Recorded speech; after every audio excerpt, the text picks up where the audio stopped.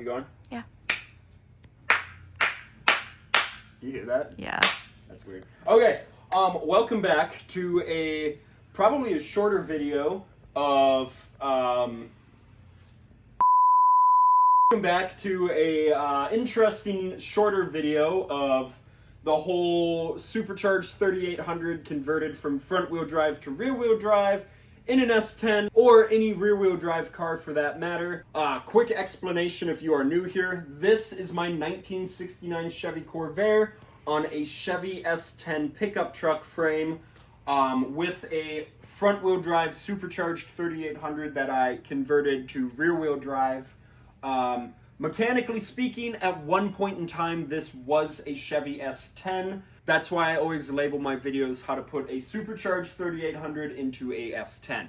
Cool, now we're up to date. There's a lot going on, including a video that I've been working on, which I'll have my lovely camera operator just kind of hint at what's on the roof. Okay, bring it back. We don't want to show that off too much. That is a heavily modified Gen 5 M90 supercharger. I have a huge video planned for that. That will be coming out soon. But before I can do that, there's a lot we have to do to this engine. For example, the alternator. Now, since the day I found out what a Supercharged 3800 was, my biggest complaint with this engine has always been you have this beautiful supercharger on top and this ugly alternator right here, and it has always bothered me. Luckily, some genius out there named Fiero Rog, who is really well known in the 3800 swapped Fiero world, more than just well known, he's like worldwide well known. And as you will remember, he is the one that balance matched my flywheel for me. He lives about an hour away from me, and he invited my dad and I to his shop, and it was a really cool time. He's actually a friend of mine now, so that's cool. And he sent me this. This is a alternator relocation bracket. And this takes the alternator from on top of the engine and relocates it to the power steering right here. Now, when you have a Fiero, you don't need power steering, so that's something that's already taken care of. But for me, I need power steering. And you're like, well, if you're deleting power steering, what are you going to do with that? Well, luckily they have a solution, and that is called a Volvo hydraulic electronic power steering pump. That will be another video in the future of near future of putting a hydraulic power steering pump in this car. And that will solve all my issues. And then once all of that is done, we can install the heavily modified Gen 5 supercharger, which is a video you are not going to want to miss. Without further ado, we are going to relocate the alternator, and I'm going to show you how to route the belt. That is going to be a really cool part of this video, and that's what I'm actually most excited to get into, but I can't do that until this is installed. I have no idea how this gets installed. There's no instructions, so let's see if we can figure it out on our own. So, without further ado, let's get this alternator out of here.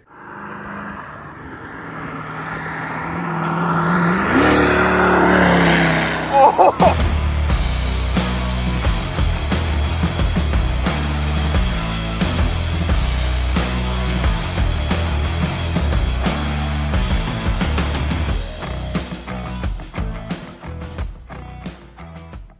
Okay, first things first, we are going to get the alternator out of here, and then probably the power steering pump. The wiring is not done. You can see the snake nest there. That will all be getting fixed, hopefully with the supercharger install video. A lot of that is going to get cleaned up, so just please ignore most of this. The other thing is, with this setup, I will no longer need this alternator bracket, which actually the coolant for the heater box is how that flows through. I don't have a heater box in this yet. I would like to get one because it is very cold driving this thing when it is 50 degrees at night. But that will be not happening for a while. So for the meantime, I will be keeping this bracket in this location. So my only fear is I'm not going to have enough room. Like, I'm kind of scared that I'm not going to have enough room, but I think I'll be okay. So without further ado, let's just get this alternator out of here. Okay, so this ended about as fast as it began. I never thought that clearance issues would be a problem, but if you want to look down in here, you can see the bracket, and you can zoom in if you need to. Maybe even get, yeah. So you can see the bracket is bolted on the engine, and it is so close to my control arm here. The problem is it is not going to fit with my control arm right there, like at all. So that is not good. I have 2 ideas. 3, I could trim the control arm. Not sure if that's a good idea structurally. I could trim this, but I also don't know if that'd be a good idea. Or I could spend some money and buy tubular upper control arms, which would be a little pricey. I do want those, but that wasn't something that I was planning on getting for a long time. But I looked at some pictures and they are a lower profile. So I'm thinking, because it's going to be a while before I can drive this because of my supercharger and everything, I could cut this control arm just a little to make this fit, get this on here, make sure I have plenty of clearance, and then in the near future save up some money and buy the upper control arms, and then that would kill 2 birds with 1 stone. So I'm going to do some thinking about this because that was not how I saw today going. That's not good. So yeah, I'll come back when I have an idea. I've decided to not cut the control arms just because that's something that I just don't want to do, and I don't even think it's going to be enough room. So I have another idea. When Roger makes these brackets, I'm pretty sure he makes them on a jig to make sure they're all in line, they don't warp, none of that.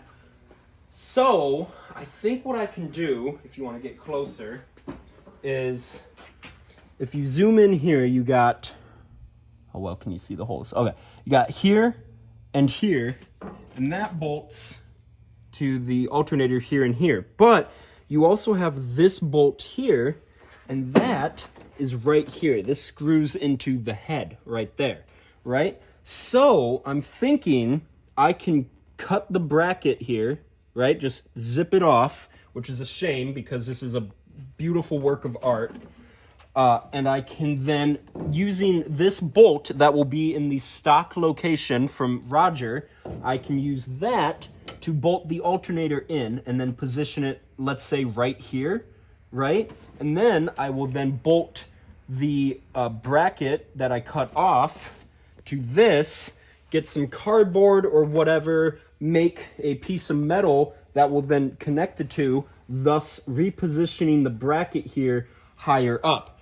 Then, again, I really need to make sure that the alternator is aligned. I can't have it tilted or anything, because again, metal will warp when you weld it.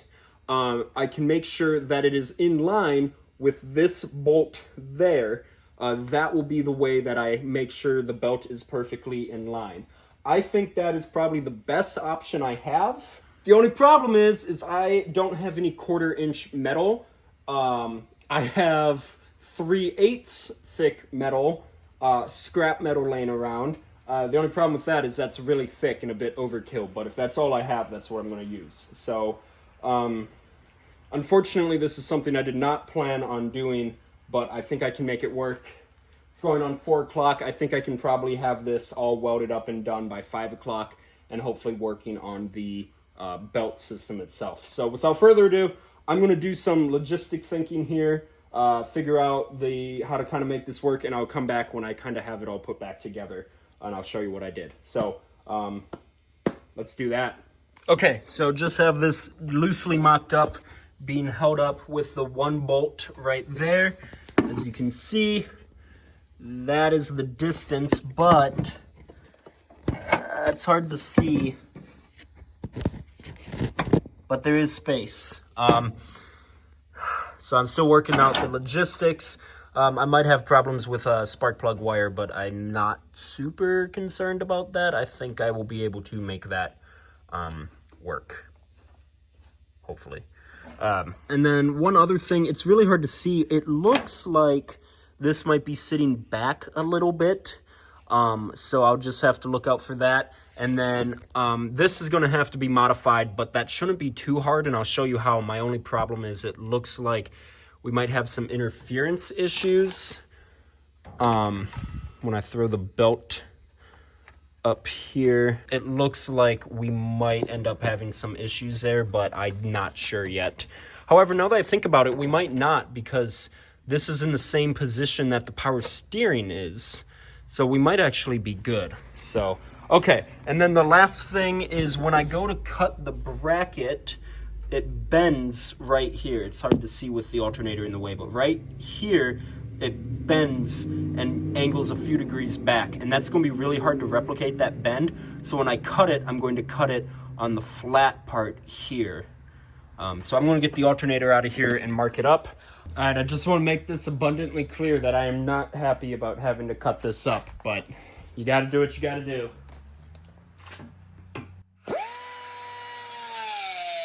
All right, we are making progress again. Got it all bolted together. I had to trim it up, and I'll show you how I did that. I'll show you how I did that in a minute, but I got everything bolted up, and now you can see what exactly I have to do. How I'm going to do that, I haven't decided yet, but it's, I don't know, maybe an inch. I don't know. What my plan is just to get some cardboard behind it and then kind of trace it out. Okay, so this is the part that attaches to the engine, and this is the part that attaches to the alternator. So that means the piece that I need to make looks something like that. So I'm hoping I can find something smaller. Like, I think I might have some 3/16 laying around that's that small. So let me get this cut out and we'll see what it looks like. Okay, I have this 3/16 inch steel, right? That could work. The only problem is that this would then have to be made in pieces, which maybe wouldn't be the worst thing in the world. Okay, you can see my cut lines. I'm just gonna see what I can do. I'm not holding out, but I do think I can make this work. But if it doesn't, then we'll just go to the 3/8. So 3/16.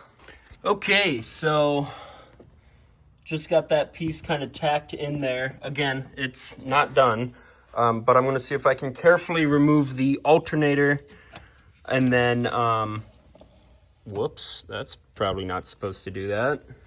All right, we'll just set that over there.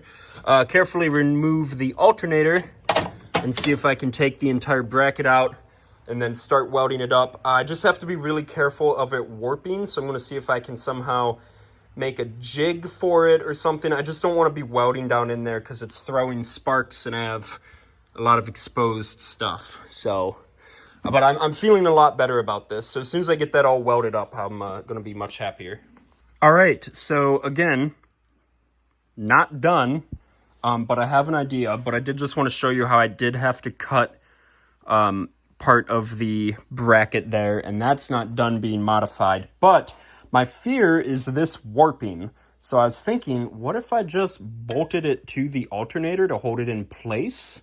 But I would be really careful welding around it. Like I could put jam a piece of cardboard in here to kind of protect any metal from getting in there. So that's what I'm thinking, and that's probably what I'm going to do. So let me get that all set up, and then I still need to make 2 triangle pieces, but I am working with limited material.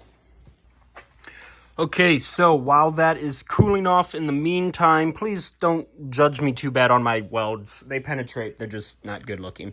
I'm going to put a picture up on screen, and this is kind of what I'm going for. This is not my design. This is a guy on one of the Facebook forums. So I'm following his design. He gave me a parts list for that, basically. And he used 2 1-inch long, 3/8 inner diameter, and I think 5/8 outer diameter spacers, and 1 5/8 long, 3/8 inner diameter, and I think also 5/8 outer diameter spacer, and spaced them together, and then bought a pulley off of Amazon, and I will link this in the description. He got his off of eBay. My local Ace Hardware had them, but they didn't have any 5/8 long ones. But if you take a 1/4 inch and a 3/8, that does add up to 5/8. And then he used some washers for spacers, but I just bought a 1/8 long one. And then I also got this pulley here. Did I just say that? And what's special about this is that it has the 3/8 inner diameter spacer. And then I bought some various length hardware that various length hardware. I'm not sure which one's going to work. I might have to cut one down. I'm not sure. But these were welded together. So I think what I'm going to do is stack them, run a bolt through them, tighten them together, and then weld all the way around them. That is kind of what I'm thinking of doing. Okay, got these all chucked up in the bolt, and then I turned the drill on with it chucked in, and then I took my die grinder here, or angle cutter, and just cut deeper grooves into it so the welds penetrate a little better. This is not going to be spinning. This is solely going to be a spacer, but I would still like it to be strong, you know? So hopefully it doesn't warp, but let's find out and see.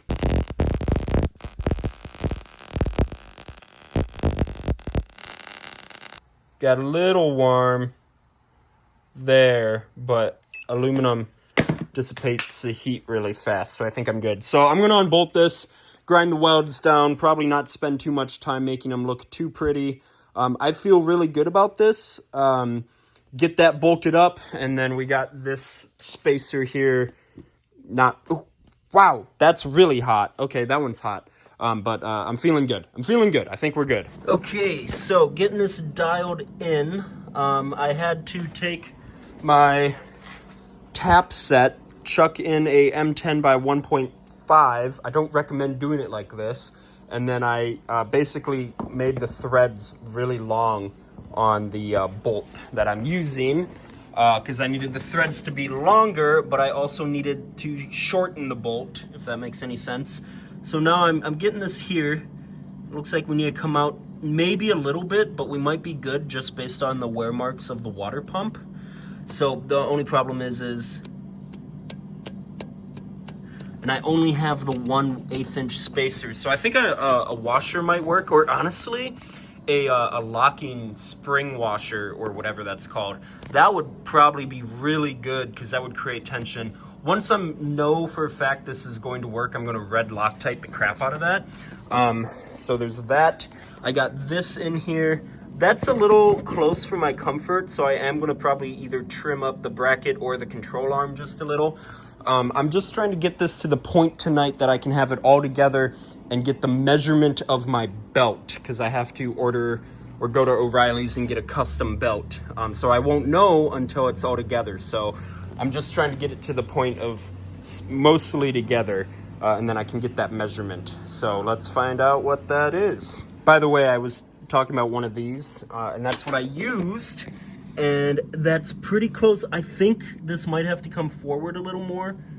I don't know. But that is tight and it doesn't wiggle. It looks really good. I'm really happy with that. I think this is going to work. My only now concern is this copper line for my oil pressure sensor, which I'm not a huge fan of, because I was thinking about getting an AN line, really small AN line, and routing it differently, just because this copper is just... I'm just not a huge fan of it, but that can wait. So let's get the alternator on, because we are cooking with oil now. We're good. Woo, go Gabby. Woo! Yay. And the last thing we need to do before we measure is change this pulley for a ribbed pulley. This pulley is the exact same pulley as the pulley here, I think. It's just a idler pulley for 3800. And then when you go to take this bolt off, it's a 15 millimeter head bolt, but if I was to go take it off like I was loosening it, that's how you do your tensioning. It's a reverse thread bolt. So if you go to tighten it, that's how you loosen it. So just a reminder there. Hey, so I totally forgot to film this part, but when I went to measure the belt, my dad and I needed his help. So what he did is he put a wrench on the idler pulley part, the tensioner pulley, and held it in the middle. And I'll explain a little more about that in a second. And then I took a sewing tape measure, like a seamstress tape measure. It's just a tape measure that you use when you're like sewing clothes or stuff like that. It was from my mom's sewing kit, and I routed it the way that I want the belt to run, and that's how I got my measurement. The problem is, for some reason, when my dad and I measured it and we had it perfect, it came up at exactly 44 inches. So I was like, cool, I need a 44-inch long belt. Unfortunately, that somehow was too small, so I had to return that one and go with some bigger ones. So I ended up buying like 3 belts, found the one that worked, and then returned the other 2. And I think the one that worked was a 44 and like 13/16 inch long belt or something like that. A really weird measurement, but it ended up working. So that's how I measured the belt. All right, so it looks like 54.5 was still too small. I think this one was 54 7/8, so right about 55. Oh no, it was 54 13/16, I think. If I remember, I'll put it up on the screen. But it fits, but it's super, super tight. But if you look at my alignment here, I was told that this line here wants to be in the middle of this line, and that way is looser, this way is tighter. See, if I push down on it, it moves a little. So I don't know. My dad said it's really tight, and I agree, but I'm also looking at this. So there's that. We also spun the engine over, just used the starter, and my dad stood here and he said, and like nothing came off, but there's a few things. This still needs to go forward a little bit, and then just as I predicted, my pulley here needs to go forward as well. You can see it riding the edge here. So that's okay. That is something that I thought was going to happen, but there's one other thing, and that's if I kind of push on the pulley here and put tension on it, this entire piece with my spacer here bends this way, right? And I remember when I had my bypass pulley down there when I was using the stock location, and you can see my part of my homemade contraption there, same thing, it would flex like that. So what I'm thinking of doing is taking a piece of metal and just cutting it at a 45 and a 45 and welding a gusset or a buttress or whatever, just cleaning the metal here and welding it here, and then having a 45 up to here, and that will keep that from flexing. I really think that is a good idea, just to kind of help with that, because I really want the belt system to be really, really spot on. So I'm going to do some research on belt tension and stuff, see where that kind of wants to go. And then as far as my spark plug here, you know, we are going to have some issues there, especially when I drop it. So I am going to get a shorty spark plug. But I think NGK is the only one that makes them. I have not found any AC Delco. So if I go NGK short plug, I'm probably just going to replace all the plugs with NGK. Maybe an NGK TR6, like a cold plug or something. So I'll still figure that out. That might not happen in this video, but yeah, that's just something to keep in mind. All right, here is the gusset right there. I think that looks good.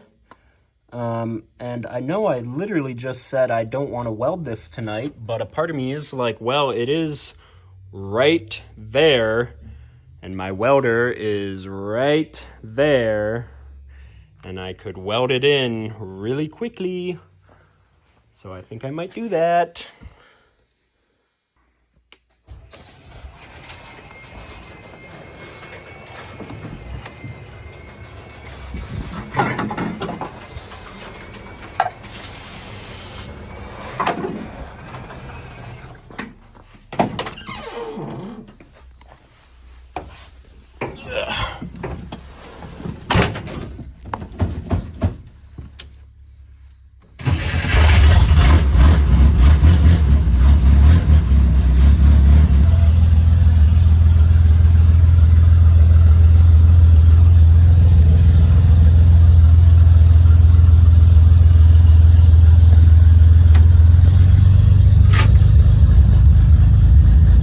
Someday I'll finish this car, but today is not that day. All right, just got that all welded up. I'm not gonna get too close and show my welds, but we're gonna let that cool down. Then I think probably good to start reassembling. So I'm gonna clean up and then we'll get to that. All right, got that in there, Loctited it, and then I don't know if you'll be able to see. Oh yeah, there you go. I did use a lock washer and then a spacer to get the offset right. I just have a bunch of random thicknesses of washers, so I kind of did that to get it right. And what I was looking for was it to be, let's see if I can do this, a little on the back side, but more towards the front. So now we're going to install the alternator, and I think that has to go forward just a little bit. So I'm going to space it out with a washer, and then, because I know these are all good, I did red Loctite the crap out of them. So let's get that installed quick, loosely, just see how that looks. All right, had to take it all back apart because I forgot to put the spark plug in. However, look at that. Spark plug clears. However, I did have to reverse the boot, so it is kind of ugly. However, I am going to be making my own custom spark plug wires because in the future I would like to relocate this somewhere else. Not today though. So let's put the belts back on, fire it up. I guess we can also install all this stuff. That'll be cool. And maybe we'll be done with this project. Who knows? All right, so I think we are good to test fire it, start it up, see what happens. If the belt falls off, I will not be upset because I know that it probably still needs some fine tuning. Hey, do you want to watch this with me? Unless you're doing something. I was just going to crank it over quick and then start it. Yeah, ready?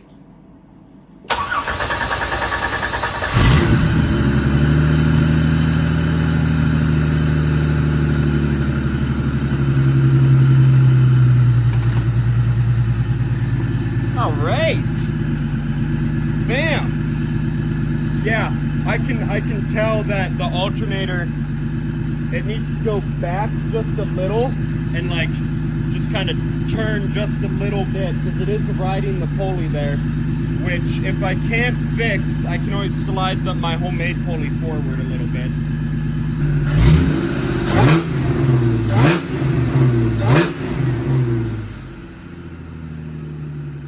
All right, not bad. Right on. All right, look at that. I built something that works. That's amazing. It's so hard to tell on camera, but it's so slight, so slight. And because of that, it's making the belt ride the edge here. So I think I need to slide it. I don't know. I'm not going to think about it. I'm done for the night, but it works. Okay, good. And my buttress here and everything, I'm really glad I did that. That's still sticky paint, but I'm really glad I did that. So right here's really my only concern, but I think it's being caused by this. Everything else looks really good here.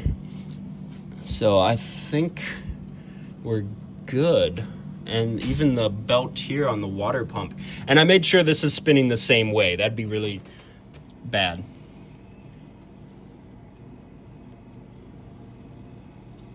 Yeah, that's right. I'm not gonna drive it around too much because I still have a lot to do, including the supercharger install and my power steering, which I'm going to talk about just in a second. But I'm calling this install done. I think we are done. And I'm very excited. Everything went together very well, with exception of having to cut up Fiero Rog's alternator relocating bracket, which sucks because that thing out of the box is a true work of art. But unfortunately, this is a Chevy Corvair on an S10 frame, not a Fiero. So I did have to modify it, but I think we're good. It looks really close down here, but it's it's really good. I think the only way that the A-arm is going to run into that is if I get this thing airborne, and that's not going to happen. And in the future, I do want to upgrade all the suspension to tubular control arms, which will get rid of a lot of this stuff here. So I don't think we're going to have any problems with clearance or anything like that. So I think we're good. The only other thing that I can really think of is in the very near future, which should be... This video is coming out, and then the power steering video, and then the supercharger upgrade video is coming out. When all that happens, I do have to remove this piece here. So I'm going to cut this part off, right? The old mounting spot for the alternator bracket, cut that off. And then I was going to completely get rid of this and do something else, but this honestly works good enough, and I am going to be reinstalling a aftermarket heater core, so it just makes sense to have this here and then run the lines along there. So the only thing that's going to change is I am just going to cut this to kind of clean it up a little bit, make it look a little prettier. But other than that, I'm really not going to change too much because it doesn't have to. So before we end the video, I want to quick talk about the power steering. So this is the power steering box for the 3800. Works totally fine. Keep in mind, though, that did power a rack and pinion, where on the S10, it is a steering box. You can see the hookups right there. And that worked just fine. I never had any issues with it. But now, I don't have a power steering pump. So... let me show you how I'm going to fix that issue. Alrighty, so in this box is almost everything I need to install a Volvo electronic hydraulic power steering unit into this car. I recently discovered these a couple months ago. Someone made an Instagram reel talking about these, and that led me down the rabbit hole that I didn't even know these existed. This entire thing is a electronic hydraulic power steering unit, and they are very common in the aftermarket hot rod world because a lot of custom work, something like this, you can't really run traditional power steering. So a lot of people will buy these out of junkyards, or you can find it on eBay. I found this one on eBay.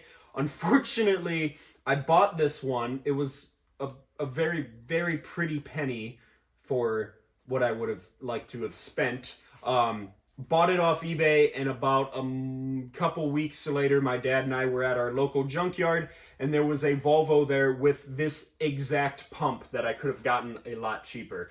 Anyway, if you look up on YouTube right now how to install a Volvo electronic power steering in your car, you're going to find people doing it on their Fox bodies, Trans Ams, Mustangs.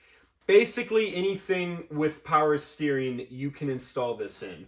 So that is the next thing that I am going to install because I need power steering. Everyone says, oh, just convert it to a manual steering box. No, I'm not doing that. This is a daily driver, okay? If I wanted to get bigger arms, I would go to the gym. I want power steering. I do have something else really cool planned for this, so I'm gonna keep that a secret though to make sure you guys come back. But it is going to be pretty cool. So I'm just waiting for it to come in the mail. So as soon as this is installed, then we can install my heavily modified Gen 5 supercharger, which I'll give you guys a sneak peek at that. Just a quick sneak peek. Ready? Ready? Quick sneak peek. Gen 5. All right, that's all I'm going to show you guys. So, yes, with that being said, I think we are going to call it. I'll list the stuff that I got down below in the description, but the spacers and the bolts, those were all just bought at my local hardware store. I'll list the pulley. That was on Amazon for like $25.